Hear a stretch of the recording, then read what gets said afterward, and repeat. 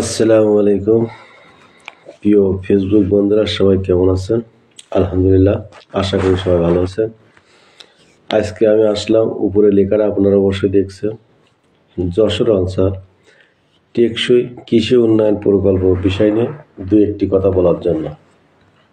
তাহলে চলুন কথা শুরু করি। টেকসই কৃষি উন্নয়ন প্রকল্প বলতে কি বোঝায়?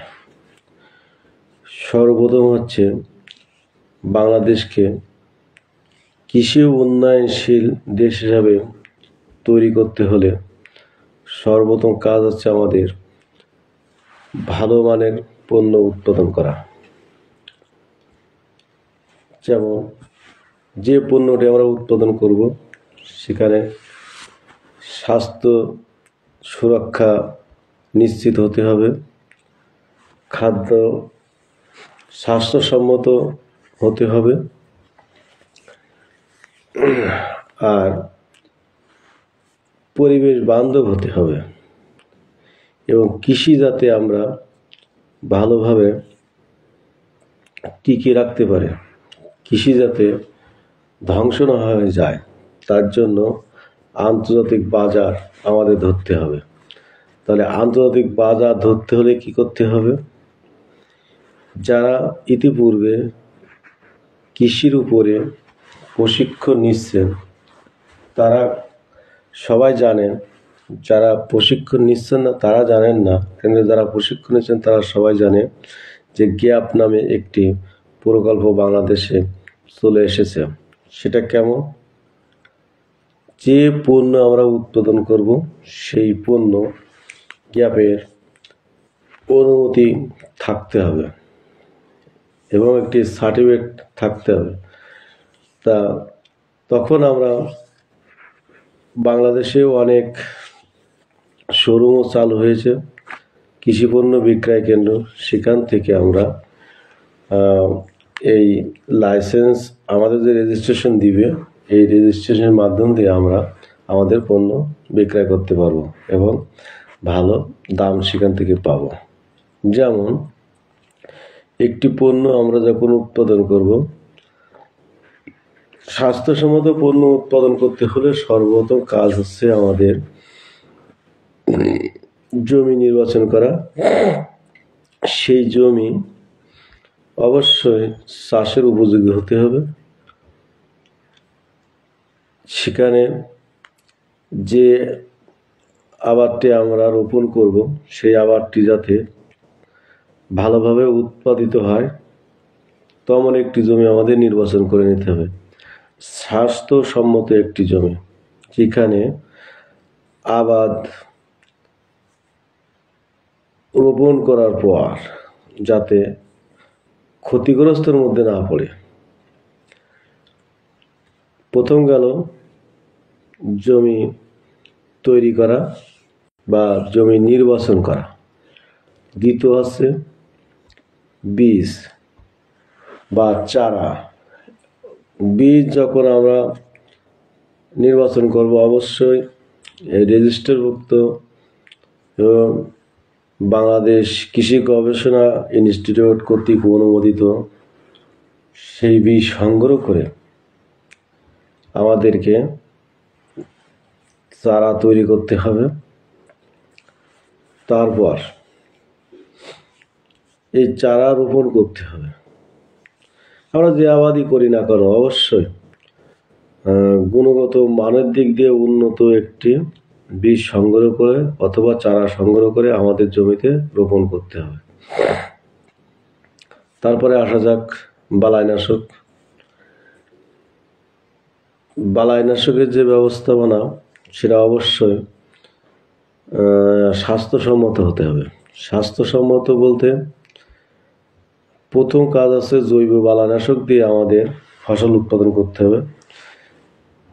একটা বিষয় খেয়াল রাখতে হবে, যদি অত্যাধিক কীটনাশক আমরা প্রয়োগ করি তাহলে পোকামাকড়ের উপদ্রব বিনষ্ট হওয়ার চাইতে আরও ক্ষতি হয় বেশি।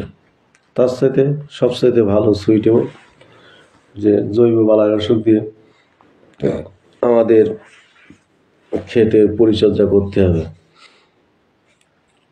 যেমন ফেরোমিন ফাঁদ আছে, এই ফাঁদ দিয়েও আমরা অনেক পোকামাকড়ের হাত থেকে আমাদের ফসলকে রক্ষা করতে পারি। আর নিঘাত জৈব বালাংশের মাধ্যম দিয়ে যখন আমরা ফসলের পোকামাকড়ের আক্রমণ প্রতিরোধ করতে পারছি না, তখন বাংলাদেশ কৃষি গবেষণা কর্তৃক অনুমোদিত যে সমস্ত কৃষিতে অনুমোদিত যে সমস্ত কীটনাশক আছে সেইগুলো আমরা প্রয়োগ করব। এবং প্রয়োগ করার ওই যে কীটনাশকটি আমরা প্রয়োগ করব সেই কীটনাশকের লেবেলে গায়ে যতদিন মেয়াদ উল্লেখ করা আছে যে এই ওষুধের এতদিন পর্যন্ত মেয়াদ, অবশ্যই তারপরে আমরা সেই ফসলটি সংগ্রহ করব, তারপরে বাজারজাত করব। একটা জিনিস দেখেন, কীটনাশক আমরা যারা কীটনাশক প্রয়োগ করি তারা দুইভাবে ক্ষতিগ্রস্ত হয়। এক, কীটনাশক প্রয়োগ করার সময় মাস্ক ব্যবহার করি না, হাতে গ্লাভস ব্যবহার করি না। অনেকে আমরা কি করি, দেখা যাচ্ছে প্যান্ট না পরে লুঙ্গি পরে, লুঙ্গি দেখা যাচ্ছে অনেক সময় কাঁচা দিই। এই একদিক দিয়ে ক্ষতিগ্রস্ত, সাথে আবার ধূমপানও করে। দ্বিতীয়ত যে খাওয়ার মাধ্যম দিয়ে ক্ষতিগ্রস্ত হয়। যে ফসলটি আমি সকালে স্প্রে করলাম, দেখা যাচ্ছে বিকালে ওটা এনে রান্না করে খাচ্ছে। তা পারিপার্শ্বিকভাবে সমাজের লোক ক্ষতিগ্রস্ত হয় কখন? যখন আমরা সেই ফসলটা উঠায় বাজারজাত করি, তখন। তাহলে এইগুলো করা যাবে না। বিশ্ব স্বাস্থ্য সংস্থার একটি লক্ষ্য যে কিভাবে বিষমুক্ত খাবার সংগ্রহ করা যায়, কিভাবে বিষমুক্ত খাবার খাওয়া যায় এবং নিজেকে কতটুকু স্বাস্থ্যসম্মত উপায়ে টিকিয়ে রাখা যায়। আরেকটি বিষয় হচ্ছে, বেশি পরিমাণে রাসায়নিক সার আমরা ব্যবহার করব না, যেমন টিএসপি, পটাশ, তারপরে জিপসাম বা সালফেট বা সালফার, এই সমস্ত যে সমস্ত সারগুলো আছে এগুলো আমরা যতদূর সম্ভব কম ব্যবহার করব। বেশি বেশি করে ব্যবহার করব আমরা ভার্মি কম্পোস্ট। ভার্মি কম্পোস্ট কি অনেকে হয়তো বুঝবেন না, আবার অনেকে যারা ট্রেনিংয়ের আওতায় আছেন তারা বুঝবেন যে ভার্মি কম্পোস্ট কি। ভার্মি কম্পোস্ট হচ্ছে কেঁচো সার। এই কেঁচো সারটা সম্পূর্ণ স্বাস্থ্যসম্মত এবং পরিবেশ বান্ধব, মাটির সবসময়ের জন্য উর্বরতা ধরে রাখতে সক্ষম। তা আমরা প্রত্যেকে জোর দিব বাংলাদেশের মাটিকে উর্বরতা এবং মাটির যৌবন শক্তি ফিরে রাখার জন্য প্রত্যেকে বাড়িতে আমরা ভার্মি কম্পোস্ট সার উৎপাদন করার চেষ্টা করব না, অবশ্যই করতে হবে। আমরা বহির্বিশ্বের থেকে খাদ্যদ্রব্য যেগুলো আমদানি করি, এইগুলো আমদানি বন্ধ করতে হলে আমাদের একমাত্র যুদ্ধ স্বনির্ভরশীল হওয়া। প্রত্যেকের বাড়িতে খাদ্যদ্রব্য যেগুলো প্রয়োজন সেগুলো অবশ্যই নিজের প্রয়োজনের তাগিদে উৎপাদন করতে হবে। তা না হলে আমাদের এই যে বহির্বিশ্বে যে সমস্ত খাদ্যদ্রব্য আমদানি করতে হয়, এতে প্রচুর পরিমাণে টাকা অপচয় হয়, নষ্ট হয়, তাতে দেশের অর্থনৈতিকভাবে ঘাটতি হয়। তা বাংলাদেশ সরকার যে ব্যবস্থাপনা গ্রহণ করেছেন তার মধ্যে সর্বপ্রথম বেছে নিয়েছেন আমাদের যশোর অঞ্চল। তার নাম দিয়েছে যশোর টেকসই কৃষি উন্নয়ন প্রকল্প। খুবই একটা ভালো উদ্যোগ, আমরা একে স্বাগতম জানাই। যে তার মধ্যে আমরাও পড়েছি, মাশাআল্লাহ, আলহামদুলিল্লাহ। আমরা সর্বোচ্চ চেষ্টা করব এই প্রকল্প বাস্তবায়ন করে স্বনির্ভরশীল হয়ে আমাদের যাতে নিজের উৎপাদিত ফসল দিয়ে আমাদের সংসারের চাহিদা পূরণ করতে পারে এবং পারিপার্শ্বিক যারা আছে তাদের মধ্যেও স্বাস্থ্যসম্মত পণ্য উপহার দিতে পারে।